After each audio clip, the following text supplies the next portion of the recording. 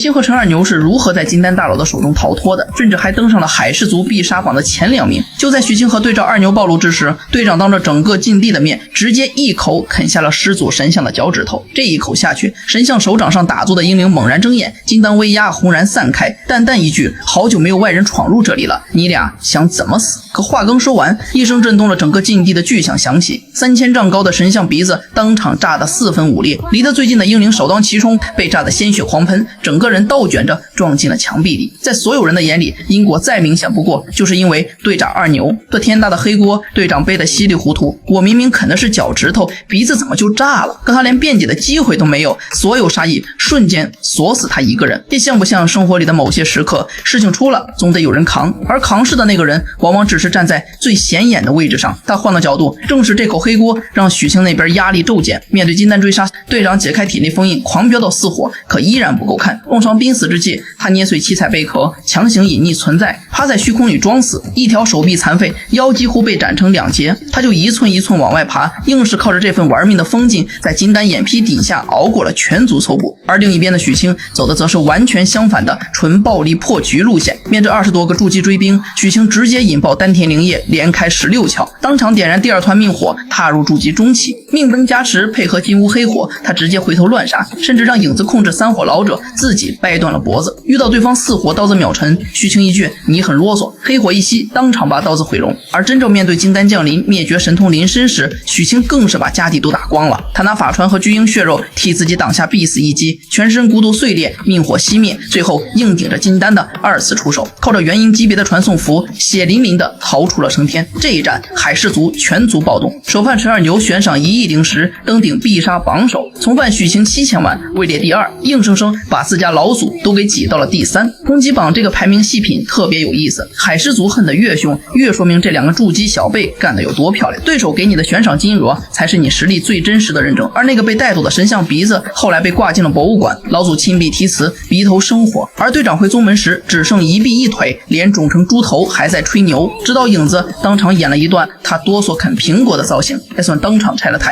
最后你发现没，队长背的那口锅压根不是他干的，可他从头到尾没解释没抱怨，爬回来的路上甚至还有点得意，我比老头子厉害，这事儿刺激。你看真正扛事的人从来不在乎这锅该不该自己背，他只在乎自己扛没扛住。人生就是这样，你永远不知道哪一口下去会炸掉谁的鼻子，但只要炸完之后你还能剩一口气，还能肿着脸跟兄弟吹一句我把他们耍得团团转，那你就没输。